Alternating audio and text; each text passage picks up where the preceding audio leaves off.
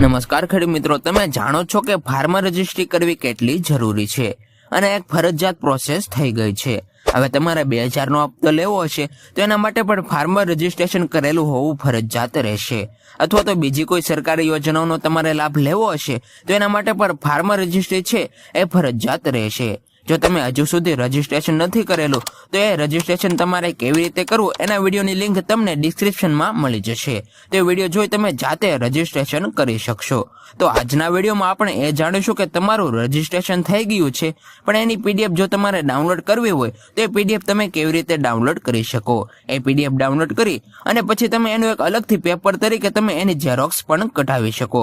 તો આ પીડીએફ કેવી રીતે ડાઉનલોડ કરવી એ આપણે આજના વિડીયોની અંદર જાણીશું, તેથી વિડીયોના અંત સુધી બન્યા રહેજો। અને મિત્રો, આપનો વિડીયો પસંદ આવે તો વિડીયોને લાઈક કરી દેજો, સાથે તમારા બધા ખેડૂત મિત્રો સાથે વિડીયો શેર કરી દેજો અને ચેનલને ખાસ સબસ્ક્રાઇબ કરવાનું ભૂલતા નહીં। તો મિત્રો, તમારે મોબાઈલ, પીસી અથવા તો લેપટોપમાં એક બ્રાઉઝર ઓપન કરવાનું રહેશે।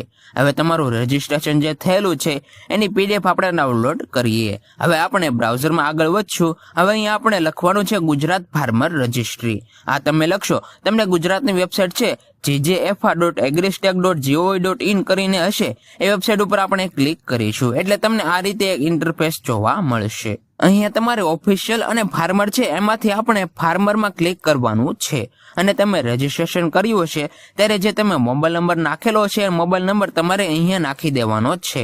તે મોબાઈલ નંબર હું નાખી દઉં। મોબાઈલ નંબર નાખ્યા પછી તમારે નીચે પાસવર્ડ નાખી દેવાનો રહેશે, અથવા તો ઓટીપી થી તમે સીધા આગળ વધી શકો છો। ઓટીપી પર ક્લિક કરશો તો ઓટીપી તમારા મોબાઈલમાં આવશે અને ઓટીપી તમે નીચે નાખશો એટલે તમે લોગિન કરી શકશો। તો હું અહીંયા પાસવર્ડ થી આગળ વધું છું। પાસવર્ડ આપણે નાખી દીધા છે, નીચે કેપ્ચર જે લખેલો છે એ જ કેપ્ચર આપણે સામે સાઈડમાં નાખી દેવાનો છે। હવે કેપ્ચર આપણે નાખી અને અહીંયા જે લોગિન કરેલું છે એના ઉપર આપણે ક્લિક કરી અને આગળ લોગિન કરીશું।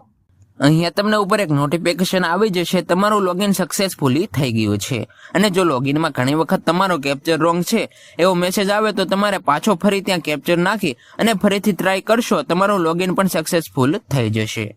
હવે લોગિન આપણું કમ્પ્લીટ થઈ ગયું છે। અહીંયા તમારી બધી ડિટેલ તમને જોવા મળી રહેશે। હવે અહીંયા તમે ઉપર 3 લાઈન દેખાય છે એના ઉપર આપણે ક્લિક કરીશું એટલે તમને અહીંયા ઘણા બધા ઓપ્શન જોવા મળશે। એમાં તમારું સ્ટેટસ તમારે જોવું હોય તો એ પણ તમે જોઈ શકો કે તમારી પ્રોસેસ ક્યાં પહોંચી છે એ પણ તમે જોઈ શકો છો। પણ આપણે અત્યારે પીડીએફ ડાઉનલોડ કરવાની છે તો આપણે એના ઉપર આગળ વધીશું।